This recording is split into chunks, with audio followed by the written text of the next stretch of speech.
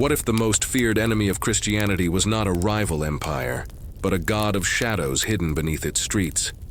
Before Rome crowned its savior, its soldiers worshipped in silence, bound by rituals no emperor dared to name. The blood of silence beneath the silent foundations of the ancient Roman Empire. Something pulsed like a hidden heart. In underground corridors lit by flickering torches, hooded figures gathered in ritual silence. There, where marble could not reach and sunlight was a forgotten memory, the cult of Mithras flourished, a Persian god transplanted into the heart of the greatest war machine of the ancient world. But why? What compelled Roman soldiers trained to kill and obey without hesitation, to seek refuge in a mystery as impenetrable as the underworld itself? The story begins with a contradiction. While Rome proclaimed its supremacy through reason, order, and law, its soldiers offered their souls to cryptic rituals, soaked in symbolic blood and vows of silence. Mithras, the solar god who slew the primordial bull, became more than a deity. He was a code, a symbol, a pact sealed with darkness itself. His temples, the Mithraea, were carved into rock or hidden beneath public buildings, always oriented toward secrecy. There was no room for crowds. Only the initiated could enter. Only the worthy could see. But who was Mithras? And why was his worship reserved only for men? Specifically, soldiers, gladiators, and imperial officers. The mystery begins to unravel with the analysis of the initiatory rituals, 7 degrees of spiritual ascent, each more demanding and obscure than the last. To advance, one had to die symbolically, to be stripped of flesh. To leave behind the Roman identity and be reborn as an entity devoted to silence and secrecy. Some records suggest the Mithraic cult involved baths in bull's blood, a powerful and disturbing image. In sculpted depictions, Mithras is shown in the exact moment he plunges his dagger into the sacred animal's neck, while scorpions, dogs, and serpents feed on the gushing blood. But these scenes are not merely metaphors. They held liturgical function, reenacted as part of a soul-transforming ritual. Rome, a civilization obsessed with conquest, found in Mithras a mirrored opposite. While Caesar sought to control the visible world, Mithras was lord of the invisible. He was the pact between flesh and spirit, between glory and damnation. And the more the empire grew, the deeper its soldiers plunged into this secret faith, as if they knew that, sooner or later, true battle would be fought within themselves. The cult of Mithras was not for the weak. To join it meant abandoning the comfort of Roman logic and plunging into a universe where symbols spoke louder than words. The 7 degrees of initiation: Corax, raven; Nymphus, bridegroom; Miles, soldier; Leo, lion; Perses, Persian; Heliodromus, sunrunner; and Pater, father, were not mere stages. They were psychic trials, distorted mirrors of the human soul. The first degree, Corax, represented the beginning of spiritual awakening. The neophyte became the raven, messenger of light, but also devourer of carrion. A paradox. In rituals, he was required to carry the remains of offerings and maintain absolute silence. Then, as Nymphus, the initiate was symbolically wed to Mithras, renouncing sexuality and ordinary civil life. Purity here was not moral, but symbolic. The spirit needed cleansing to ascend. Each level brought new identity, new symbols, new wounds. In the Miles stage, the initiate wore ritual armor and was whipped, not as punishment but as remembrance. Mithras was a warrior god. Suffering was part of training. The Leo learned sacred chants, invoked cosmic forces, and manipulated fire in rituals. As a Perses, tied to the god's Persian origins, he accessed ancient secrets: astrology, alchemy, silent communion with the elements. But it was at the Heliodromus level that the initiate became a solar runner. He raced through the dark corridors of the temple with torches in hand, reenacting the sun's journey across worlds. He was between the physical and the divine. Finally, the ultimate stage, Pater, the father. No greater honor existed, but perhaps no greater curse either. To carry the secrets of Mithras meant never returning to ordinary humanity. It meant being the bridge between the visible and the invisible. A god among men, a dead man among the living. Interestingly, the cult of Mithras coexisted with the early rise of Christianity, but followed the opposite path. While Christians preached salvation for all, Mithras offered elevation only to those daring enough to face the abyss. It was a cult of the elite, of pain, of transcendence through shadow, and perhaps that's why, over time, it was systematically erased. Because it offered something no other religion dared to, the raw truth that to ascend, one must first descend into hell. The Mithraea, temples dedicated to Mithras, were not built under the open sky. They were dug underground, beneath barracks, homes, even beneath later Christian basilicas. Their entrances were disguised, their altars forever shrouded in darkness. And that was exactly what made them so powerful. They did not seek the gaze of the people, but the commitment of the initiate. Every stone, every inscription, every symbol drawn on the walls told a story, but only those who passed the trials understood their true meaning.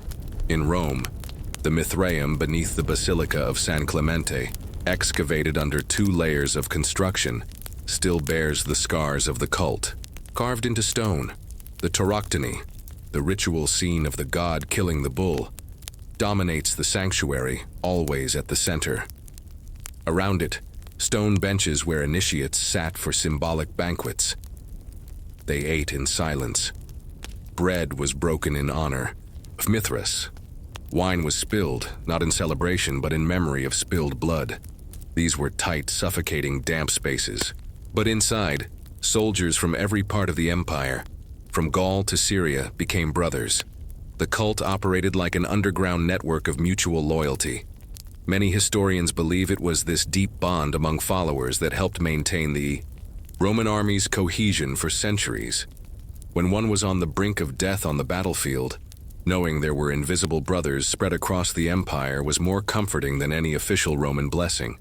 Additionally, there was a symbolic power in the temples. Many had openings so that a single beam of light would enter at the precise moment of certain ceremonies, a play of shadow and illumination that made it seem as if Mithras appeared out of nowhere. It was theater, but it was also faith. Faith enacted with military precision and discipline. The war of invisible religions, as Christianity expanded, clashing with existing religious structures, the cult of Mithras became a target for suppression. What had once been a respected secret among soldiers came to be seen as a spiritual threat. After all, Mithras offered something Christianity was slow to deliver: a clear, hierarchical, masculine, practical path of ritual. Emperor Constantine, who converted to Christianity, likely knew of the cult. Some evidence suggests he himself may have been initiated into its lower degrees before his conversion. The Mithraea began to be destroyed. Images of Mithras slaying the bull were scratched out, vandalized, broken. In some cases, they were reused as the foundations of Christian churches, an attempt to symbolically erase or dominate what came before. Mithraic iconography, with its solar symbolism and coded language, was torn apart by the new faith-preaching clarity, universal salvation, and belief without proof. But why such aversion? Perhaps because the cult of Mithras demanded more than faith. It required transformation. It did not promise easy salvation but demanded sacrifice. Spirituality was seen as a battlefield, not a refuge. And this brutal, demanding approach attracted exactly those who knew the real price of survival: the soldiers. During the transition to Christian dominance, Mithraic memory was systematically erased. Documents were lost, rituals forgotten, and those who survived fell silent. For silence, after all, was the cult's first commandment. The last father, guardians of silence. Mid the ruins of the empire, when the legions no longer marched as before, and the emperors had become shadows of themselves, the cult of Mithras persisted, not as an expanding force, but as a flame shielded against the winds of oblivion. The last pater, the highest initiates, became guardians of silence. Many abandoned public life, hiding in the remote corners of Roman provinces, or merging into small esoteric groups beginning to flourish in more distant regions. The figure of the last pater is shrouded in legend. Some say he was a Roman officer, a veteran of dozens of campaigns, who upon witnessing the collapse of the old order, sealed one of the last temples with his own hands and cast the key into a river, declaring, "Only when the world stands at the brink of its own darkness shall Mithras return to the hearts of men." A myth? Perhaps. But archaeological findings confirm that several Mithraea were intentionally sealed from the inside, as if someone wanted to ensure no one would ever enter again. Some modern interpretations see in this more than a simple ending. They interpret it as a coded message. The initiates knew the cycle of the world would change, that the cult could not coexist with the incoming dogma. So rather than fight, they chose to sleep, like seeds of a flower that only bloom in the most absolute winter. Others believe parts of Mithraic knowledge survived, disguised within secret initiatic orders, Templars, Rosicrucians, Freemasons. Though these connections are often more speculative than proven, there are far too many symbolic, structural, and liturgical similarities to ignore. The symbolism of the Tauroctony, for instance, appears stylized in many Hermetic manuscripts from the Middle Ages. Perhaps the cult did not vanish. Perhaps it merely changed its skin. The eternal whisper of Mithras today.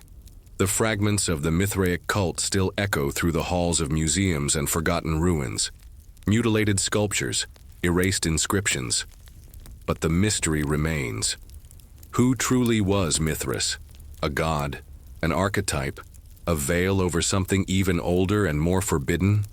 Some believe the cult was far more than a soldier's religion, that it was an initiatic system of contact with unknown forces, encoded to survive the censorship of the ages. In a time of information excess and meaninglessness, the allure of a ritualistic spirituality based on silence and trial begins to seduce restless minds once again. Perhaps that is why interest in Mithras resurfaces in the shadows. Documentaries, academic studies, secret forums, all trying to reconstruct a puzzle whose pieces were cast into the wind for millennia. The most disturbing realization, however, is the sense that the cult never intended to be understood by outsiders. Its symbols were not made to be deciphered, but lived. Its silence was not the absence of sound, but the presence of a deeper echo, a calling, a reminder that beneath every structure of order lies a basement of chaos, and only those who walk through it without losing themselves find the true light. The religion of Mithras was banned, forgotten, distorted, but like every powerful myth, it did not disappear. It simply hid in the only place no one would think to look, within us. Thank you for watching this video. Please subscribe to our channel and like this video. Also activate the notification bell to be alerted about our posts. See you in the next video.